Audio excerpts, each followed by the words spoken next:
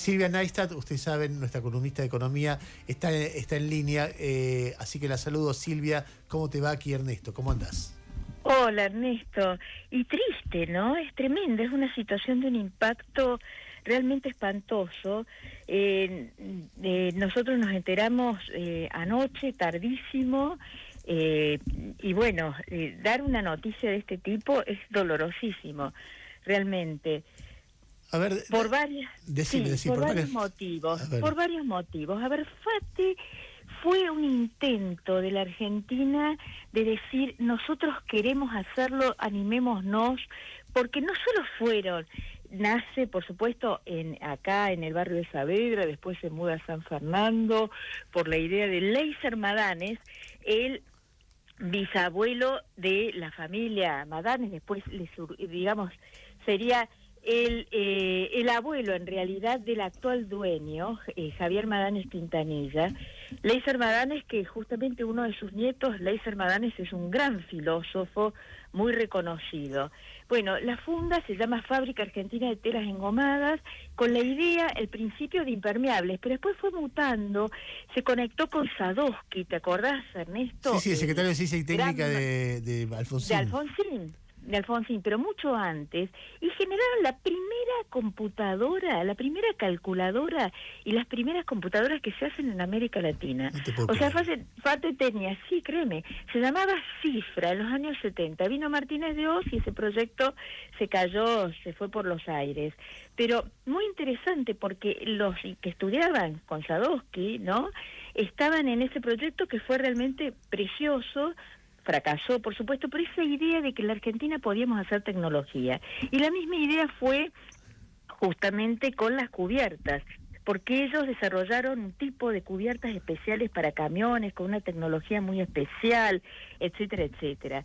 Bueno, obvio, los últimos 2 años, Fate fue... Espera, Sil, porque empecemos por... Me interesa mucho la historia que está contando, porque estamos contando el cierre de Fate y es muy difícil encontrar... Yo estaba seguro que hablaba con vos y iba a encontrarme con esto, porque, a ver, los que trabajamos hace mucho tiempo en periodismo, cada uno en su área, y lo hacemos con mucha pasión, no conocés solamente el episodio, sino la historia de ese episodio.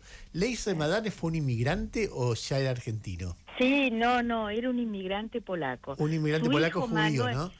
Judío, sí, señor. Y él fue el que funda primera Fate, que era Fábrica Argentina de Telas Engomadas. De telas, exactamente, en el barrio de Saavedra, después se mudan. ¿Y eso en qué año? ¿Bajo qué gobierno? Bueno, hace 86 años, en 1940, no todavía el golpe de Perón, cuando fue en el 43, si no me falla la memoria, ¿verdad? El golpe fue en el 43 y Perón asumió en el 45. Ahora, o sea que tiene que ver con la sustitución de importaciones que se hace que empieza en la década del 30, después de la crisis del 30. Exactamente, ese es el proceso. Bueno, es una fábrica, llega a ser una fábrica realmente enorme y muy importante en América Latina, Fati, y lo primero que hace son... a todos lados. Lo primero que hace los neumáticos, pero también hace las computadoras. Hace las primeras computadoras de la mano de Sadowski, de este gran genio que tuvimos en ciencia y técnica. Y fíjate qué curiosidad, porque cuando viene Alfonsín, el despertar de la democracia, diciembre de 1983, su canciller Dante Caputo, ¿te acordás que hablaba de los capitanes de la industria? O sea, esa idea de Alfonsín de construir una burguesía nacional más poderosa, etcétera. ¿Quién era uno de los capitanes de la industria que era Alfonsín? Le confía este desarrollo, hablar con los otros empresarios. Manuel Madanes, el hijo de ese señor Leyser. Y el padre del actual Madanes Quintanilla, de Javier Madanes. No, el tío. Esto es muy importante, el tío del actual. Y además pariente de otra figura de los Madanes, Cecilio Madanes, ¿te acordarás? Bueno, no, nosotros somos chicos, pero Cecilio Madanes fue... una persona importante en el teatro argentino, la Argentina, muy importante, al estilo de esa generación donde estaba Manucho Mujica Lainez, etcétera, hermosa persona. O sea, estamos hablando de una fábrica que una es familia, la historia del país, ¿no? Claro, y una familia con mucha raigambre en ese sentido, ¿no? Después ahora los descendientes, uno es filósofo, bueno, Javier Madanes, primero, bueno, te estoy diciendo así, bien Alfonsín elige a Manuel Madanes como, digamos, esas cabezas de capitanes de la industria, más aún, Manuel Madanes lo acompaña Alfonsín en giras internacionales, etcétera. Luego muere Manuel Madanes, le suceden sus hijos a Manuel, pero sus hijos y sobrinos. Entre los sobrinos, Javier Madanes Quintanilla. Sí. ¿No? Muy importante, es un ingeniero educado en el Liceo Francés. Vos no sé si has hablado alguna vez con él. Es una persona, bueno, te digo, educado en el Liceo Francés es una definición en el sentido que es una educación enciclopedista, muy humanista, etcétera, en fin. Bueno, él primero maneja en la empresa sus primos, o sea, la rama Manuel Madanes. Y él, Javier, que era primo de esta rama Manuel Madanes, después, porque la empresa empieza a fallar en términos de resultados económicos, digamos, Javier va comprando acciones a sus parientes y queda él como accionista principal. Déjame, no solo de FATE. Sí, eso te iba a decir, porque vos estás contando no la historia... No es solo FATE. Estás contando la historia de FATE, claro, y falta la parte de Aluar, que también en la década del 70 la Argentina empieza a pensar en producir su propio aluminio. Exactamente, con el general Lanusse, claro. Acordate, estaba la dictadura de Lanusse al mando. Aluar es un capítulo aparte que tenemos que hablar el otro día porque es otra cosa. Fue algo muy, de alguna manera, una operación que fue muy investigada, muy polémica, etcétera, pero lo cierto que en Puerto Madryn Lanusse impulsó muchísimo la instalación, que se instalara Argentina como fábrica de aluminio. Es la única fábrica de aluminio en la Argentina y te diría la más potente de América Latina, ¿no? Es muy fuerte, sí. Lo investigado, sí, ahora, en el caso de Aluar fue que el Estado pagó gran parte de la instalación de la empresa. Exactamente, fue un contrato que, mirá, lo investigó muy bien un gran senador radical, Hipólito Solari Irigoyen, que es de Chubut, ¿no? Que siempre puso muchísimas dudas sobre cómo había sido esa concesión. Pero, bueno, lo cierto es que Aluar sigue, hoy está afectada porque el 50% de sus exportaciones van a Estados Unidos y pese al acuerdo con Washington, los aranceles para el aluminio y el acero quedaron en 50%. Igual ellos dicen que se las arreglaron, hicieron nuevos convenios, derivaron aluminio hacia otros mercados, o sea, como que dicen que la salud de Aluar está bien, no así, obviamente, la de FATE, como sí, la tristísima, sí. A ver, uno piensa en esta historia, porque lo que vos estás contando es... A ver, es la historia, no sé, yo te escucho y también está tu historia en lo que estás contando, porque es la historia de alguien que vio la pelea, como periodista, la pelea por que la Argentina sea un país fuerte, productivo, creativo, con innovación, con capacidad de encontrar su lugar en el mundo, y siempre peleando contra la idea contraria, que es que la Argentina tiene un sector solamente de productos primarios o extractivista, etcétera, etcétera, etcétera.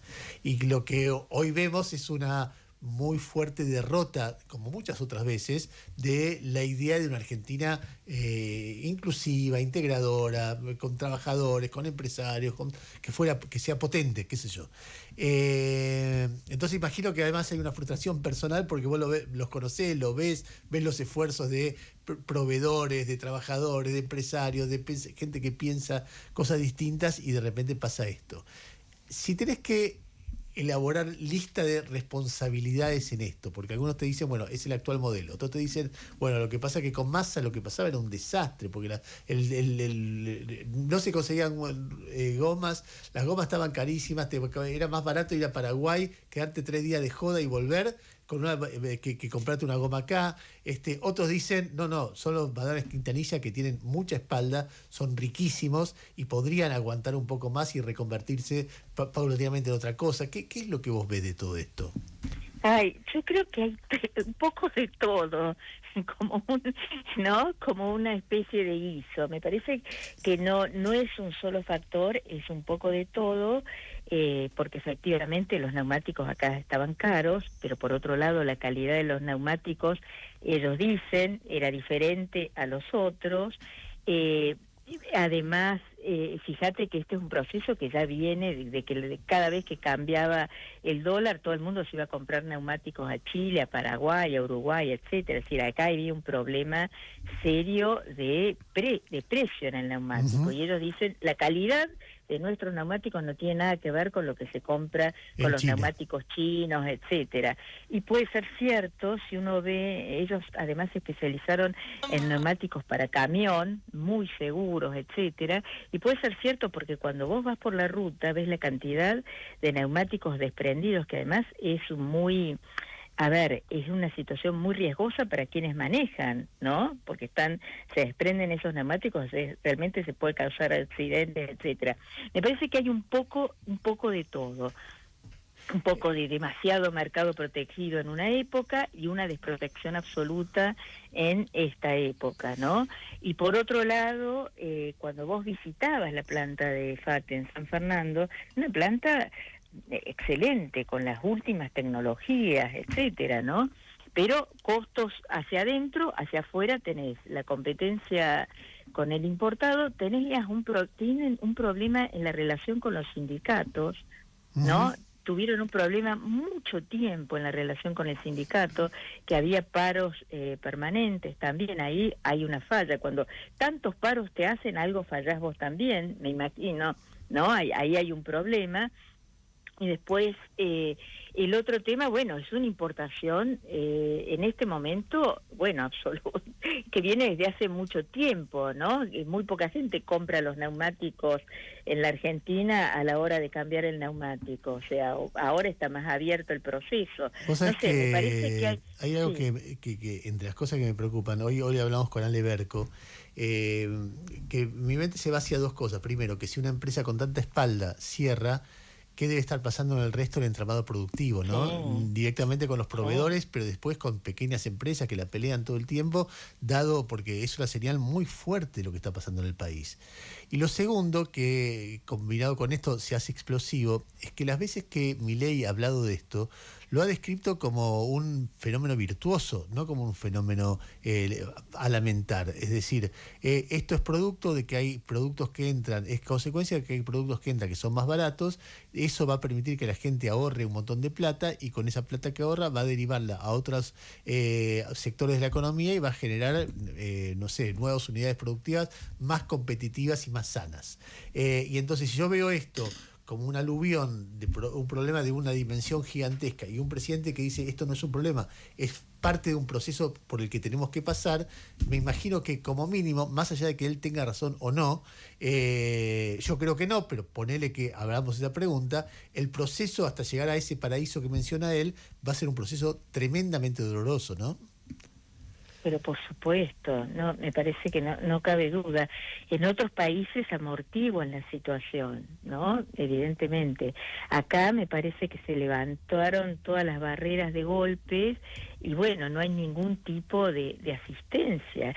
Y mirá que Madanes, o sea, la fábrica de FATE, viene desde hace 2 años pidiendo procesos preventivos de crisis, ¿no? Es decir, vinieron de alguna manera tratando de sostener, dado también una avalancha, no solo que la gente iba a comprar afuera, sino que ahora está prácticamente totalmente abierta la importación de los neumáticos, ¿no?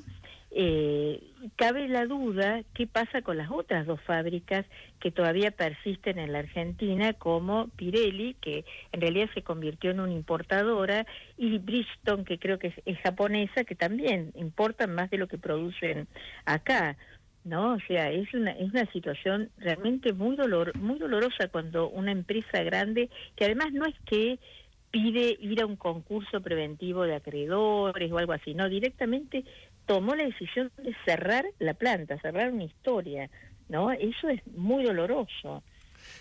Silvia, una decisión muy drástica. Sí. No, tremendo. Bueno, nada, te quería mandar un beso y hablamos, dale. Dale, gracias, Ernesto, un beso. Igualmente.